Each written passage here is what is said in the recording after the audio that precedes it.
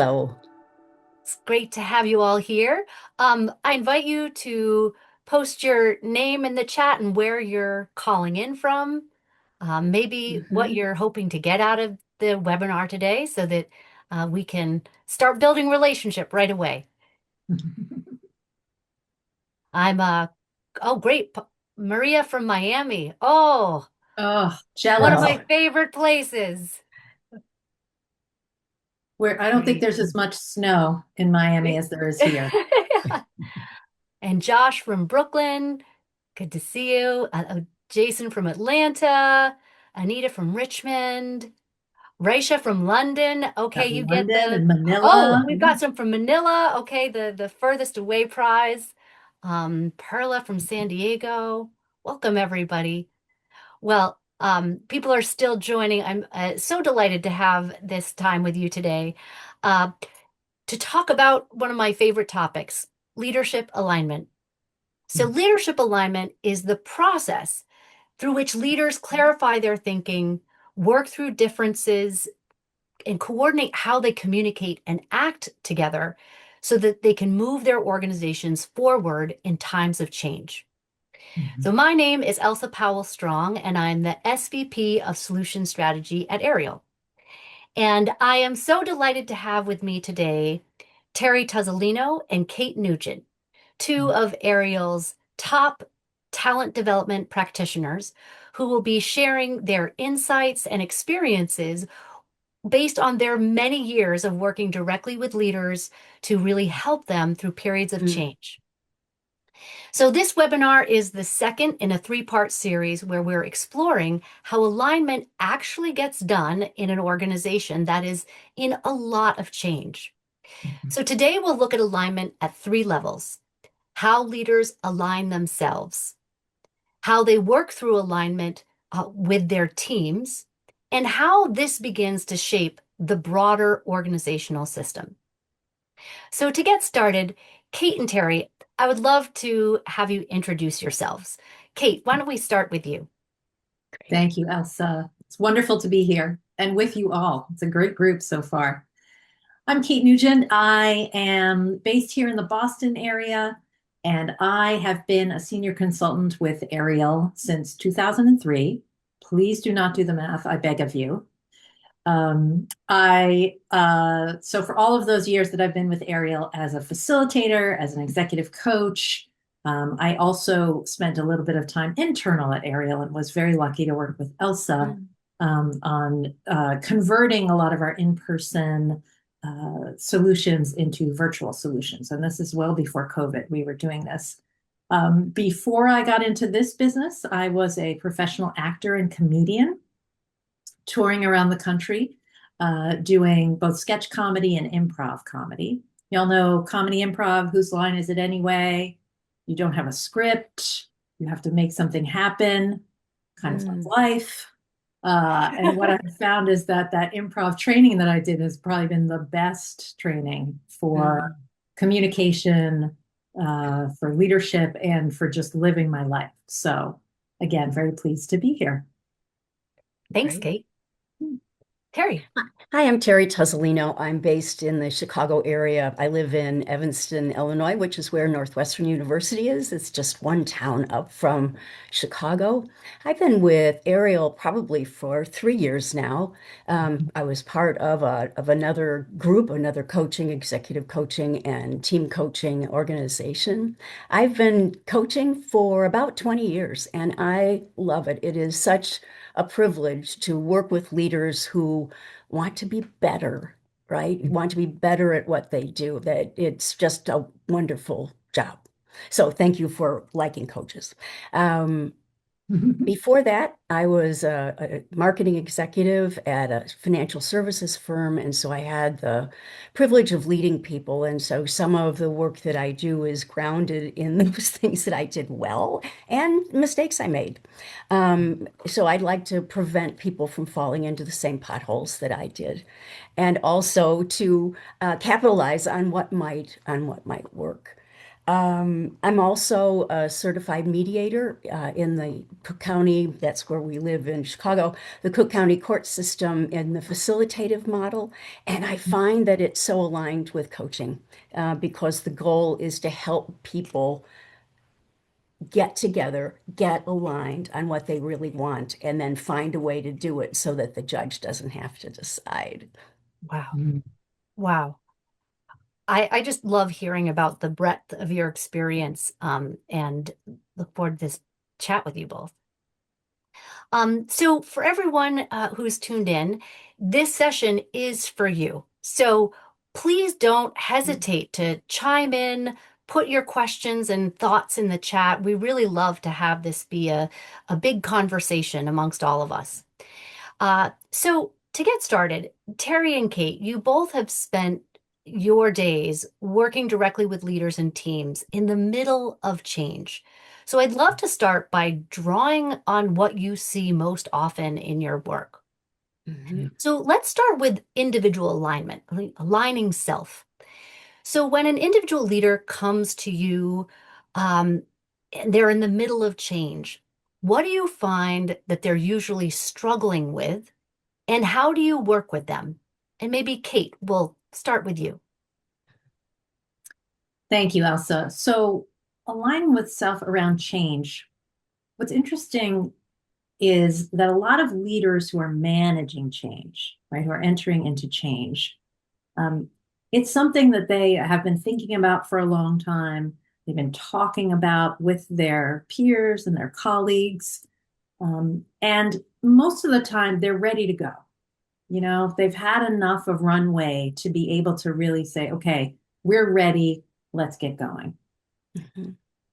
And once they do that, there's a lot of managing of their own emotions that has to happen, right? One of the themes that I see a lot with leaders who are beginning a change process or starting in on one, they're thinking like, let's go, okay? They feel impatient, they feel frustrated, they want everyone to be exactly where they are.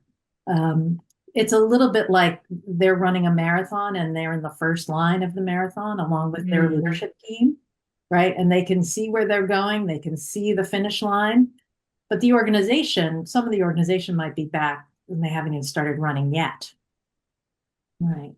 So it's really incumbent on the leader to be able to not only manage their own emotions, but to really be able to attune to the emotional transitions that people are starting to go with and to have patience, unfortunately. It's a little like going slow to go fast. Yeah. That's really interesting about, that patience is one of the first things that you work on, because I think there's so much pressure that leaders feel to go fast. And, just one follow-up question is, what do you hear is the challenge when people are going fast, like in terms of what happens around them when they're going fast? Yeah. So I think one of the main things that happens is that people start to vote with their feet, right? If they are not ready, then they will dig their heels in around the change itself. And then, ironically, it takes longer to bring people along. Yeah. So I think taking that time up front, and I know we're getting into aligning with the team a little bit here, but really getting their messaging right and simplifying, clarifying, repeating, right? A lot of times we think as leaders, we say it once or twice and everyone's got it and it's top of mind.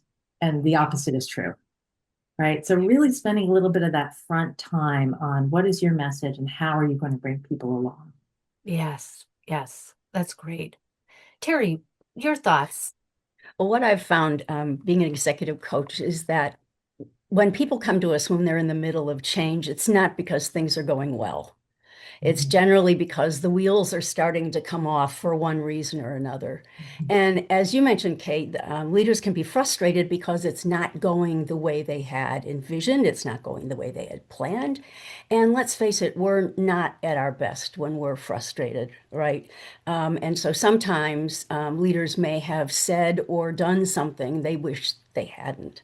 Sometimes they also have a point of view that the problem is them, not them, but the organization and the team members and all that, that there must be something wrong there. And what do I need to do to convince them? Right. And as Kate said, if there isn't something in it for them, or if it's not being communicated in a way that lets them know there's something in it for them, people tend to dig in their heels. The first prong, there's kind of a two-pronged approach, and Kate alluded to this. There's the team part, and then there's the leader part. I work with leaders who know they can be more effective, and how we become more effective, frankly, is with increased self-awareness. And I particularly like the Hogan assessments. It's a personality assessment that helps us understand essentially how are we wired. Who are we when we're on our best day? Who are we, where might we go if we're frustrated or angry or tired or hungry or stressed, right? As some of these leaders who I have the opportunity to work with are kind of like in that category, right? So Hogan helps us figure out, based on our personality, where might we go? Because personality is not a prescription, right? Personality might predict where we could go, but it doesn't mean we need to go there, right? And so we talk a lot about how do I know when I might be headed in that direction?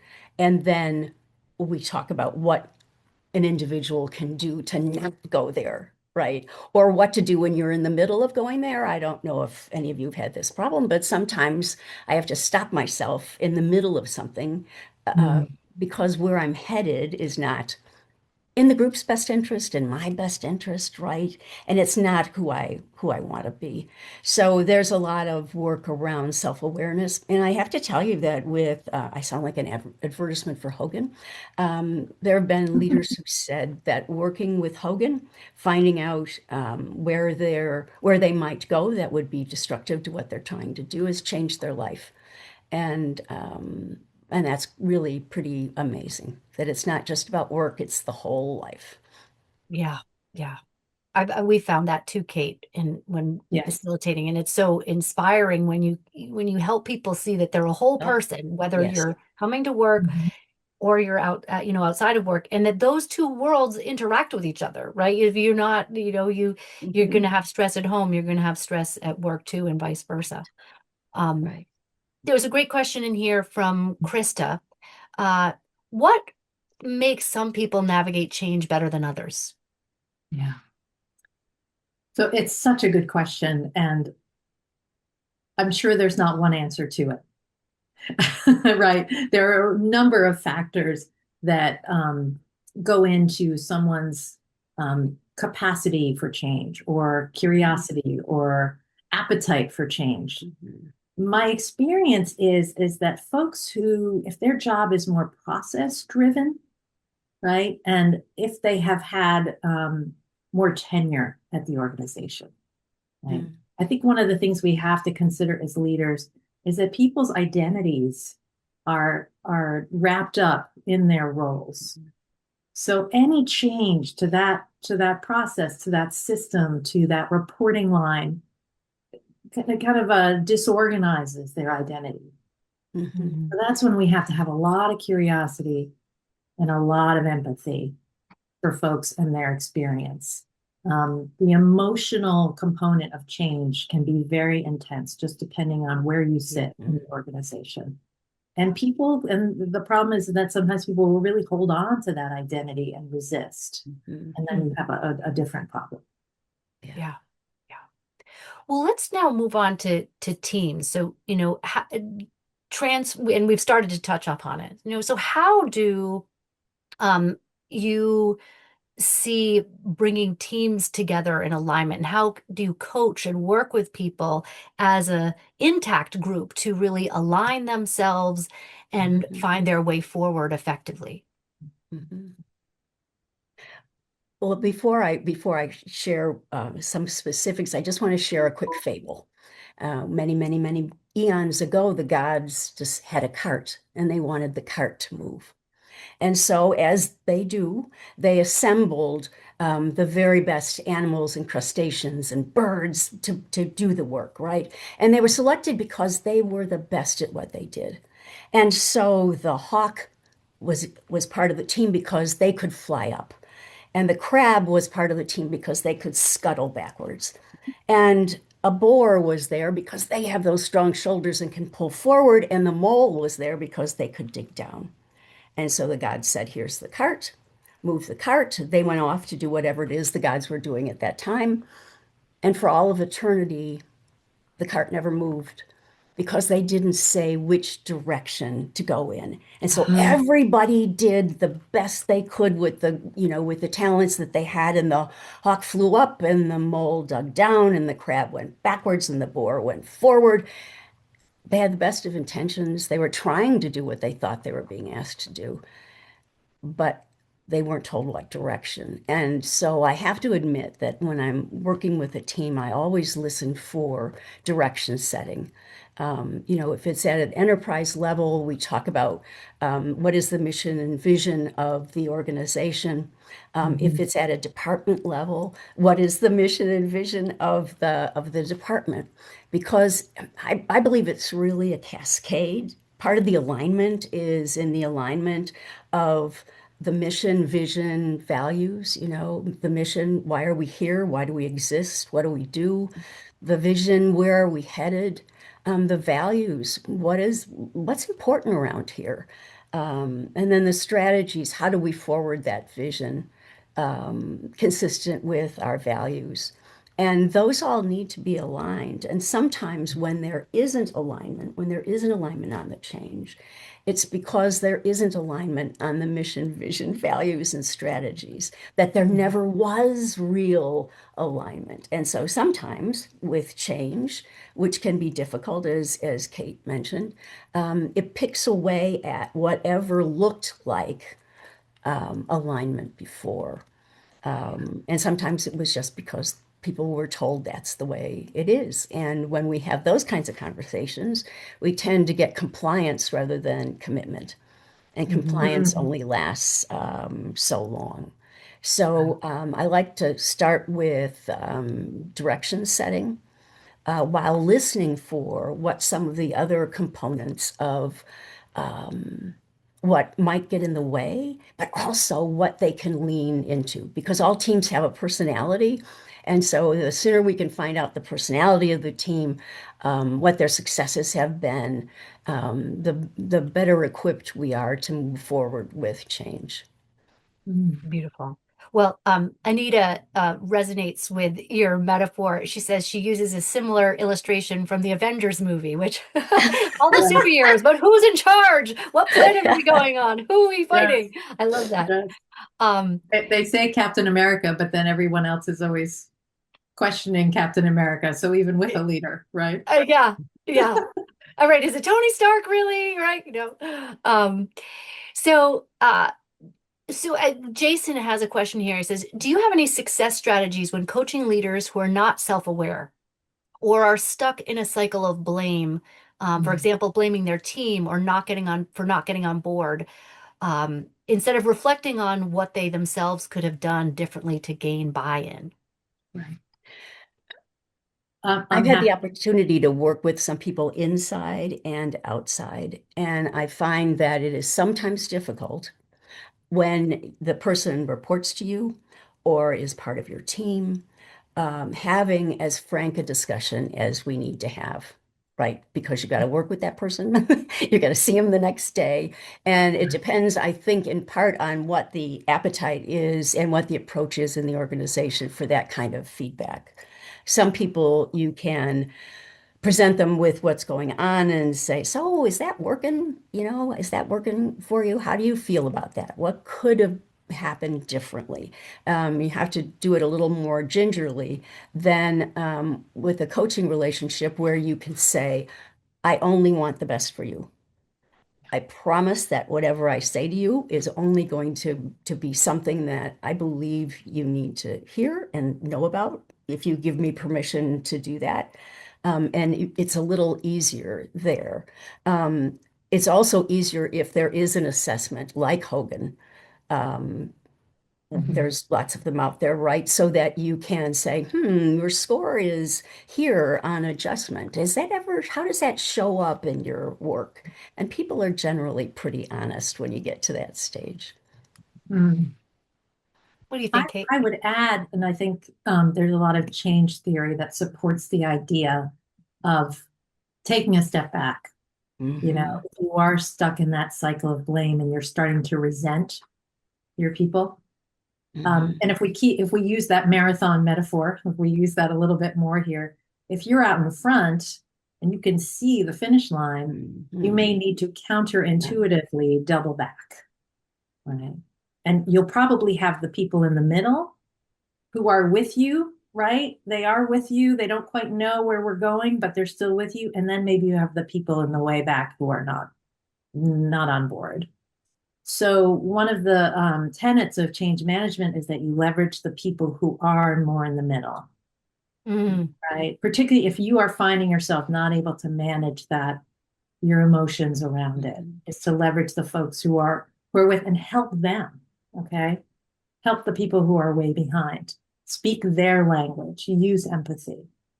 yeah. So there is a time, I think, to stand down, Yeah. Yeah. leverage I like others. what you're saying, Kate, because you're getting to the final piece of how do you kind of look at Mm. alignment of the Mhm. overall system, right? You're not just one leader, not just one team, but teams of Mhm. teams and a whole sort of system of people.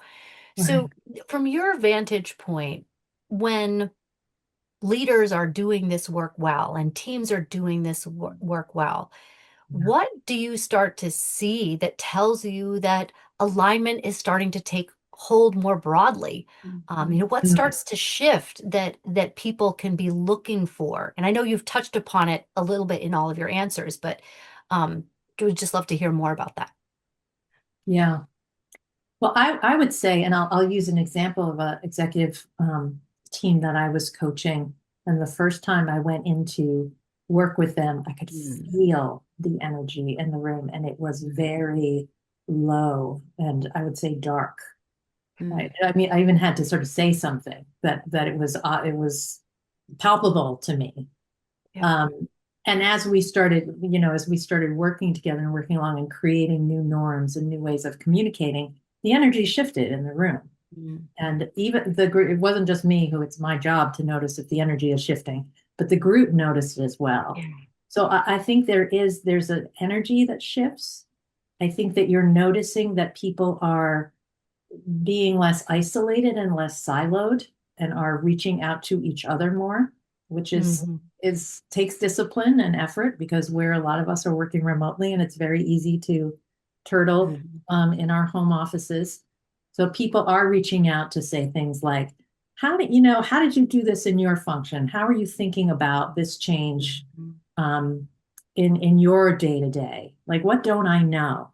People are getting curious. They're asking questions. They're reaching out. So you're seeing a lot more energy and a lot more activity, I would say. Mhm. Terry, anything to add from your point? One of the things that is interesting to do, and it wasn't my idea, I read about it somewhere, I wish I could credit whoever came up with it, is also to listen in meetings for how people talk about the company. Do Mm, they say, well, Ampex, Ampex did this, or Ampex wants this, or they don't say we. mm, Say we want this, we think this is the right thing to do, and you often do hear a shift, and when that shift happens, when it's now what we want, not what Kate wants or Terry wants or Elsa wants, it's what we want, it's not what the company wants, it's what we want. There's a shift that's happened there, that people are aligned with what's going on. And I think when that happens, the groundwork is laid for having very frank conversations around, well, then what are we going to do and what are we not going to do? Right? Because part of alignment is identifying the things that we're going to stop doing.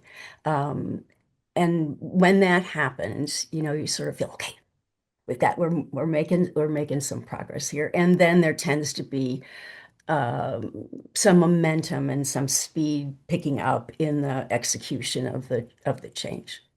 Yeah. Wow, great. Love that, Terry. Um, Very, very simple, clear. Mhm. Yeah. I like that. Yeah, that it really, because culture is held in language, in the way we speak about Yes. ourselves and our environment. Uh, Paula shares she about William Bridges' work Yeah. on transitions as really helpful, and that it isn't linear, and that team members can be in different parts of the transitions. Thank you, Paula. It's so true, and I think it's especially when there's multiple changes happening simultaneously, because most Yes. organizations don't just have one change, they have many things. And so alignment is very nonlinear. And I think, back to sort of what people think of when they think of alignment, I what I hear in what you're saying is that it's this deliberate, disciplined practice of Yeah. being in communication, sort of navigating your own nervous system, the sort of energy of your team, and then how is that shaping the environment, right? And it's over and over, it's iterative. I like what you were saying, Kate, you might need to step one step back, right? So it's not Yes. this always Mhm. forward, always back, right? I think, these sort of adaptive models and images that sort of have emerged in this conversation can be really helpful for when people thinking about alignment, Yeah. going forward. So we have 4 minutes left. Thank you, everyone, for your wonderful comments. Oh, we've got one more here from Connie Clark. So, thoughts on the executive team creating a RACI chart or other tool in order to facilitate growth and establish clear decision-making frameworks. Yes. We need an organizational matrix to establish who is responsible for how work is done and making final decisions in key areas of the business. Yes, yes, yes. Yes. Having that clarity is so essential. I personally, I'm like, oh, more racy charts, right? Because the Mhm. complexity of what we're up against and Yeah. who's deciding what, having that clarity just makes everything faster. Yeah.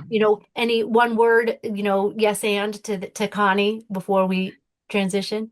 Yes, and yes, and yes, and I think there are some kind of, excuse the term, but like unsexy things like action logs and decision logs, because Mhm. goodness knows leaders are flying into their executive team meetings 7 minutes late and just trying to get their head Mhm. on straight. And if there's Yeah. someone who is reminding, whoever's facilitating the meeting is reminding them, this is what we agreed on last time, Yeah. right? That Mhm. grounds everyone. So Yeah. discipline, to your point, Elsa. Yeah, that disciplined practice, right? But with clear objectives, right? That a lot, Yes. you were saying, Terry, at the beginning, right? It's the mission, vision, values, strategy, roles, responsibilities. Like, you just have to make all of that explicit. Yeah. Wonderful. Well, as we're wrapping up, I really just want to say thank you, Terry and Kate, for this excellent conversation. Thank you for everyone who put your thoughts and questions into the chat to uh, join us in this chat. Mhm. So we will be following up with resources and a link to this recording. And if you want to learn more about our coaching and facilitation work or our perspective on alignment, please reach out. We always want to talk to you and hear what you're learning and hear what your expertise is as well. So, any parting thoughts and to the group before we sign off, Terry and Kate? I would say, if you're a leader who's navigating change, be gentle with yourself. Mhm. Yeah. There's, Yes. comfort with ambiguity and just being able to be present in the chaos will get you far. I And love that. I would just add in to have a decent slash of humility in there, because sometimes we feel like we need to have all the answers. And if we put something out there and people have another look at it, it feels like it's an attack on us. And it isn't. It's that idea that we put out there. And so I think the humility can allow us to give ourselves grace and say, well, maybe there is another way to look at that. Yeah, Imagine I love that. imagine that. What a great way to end. Well, thank you, everybody, and I hope you have a wonderful rest of your day and join us again at the next one. Bye-bye. Thanks, everyone. Bye-bye.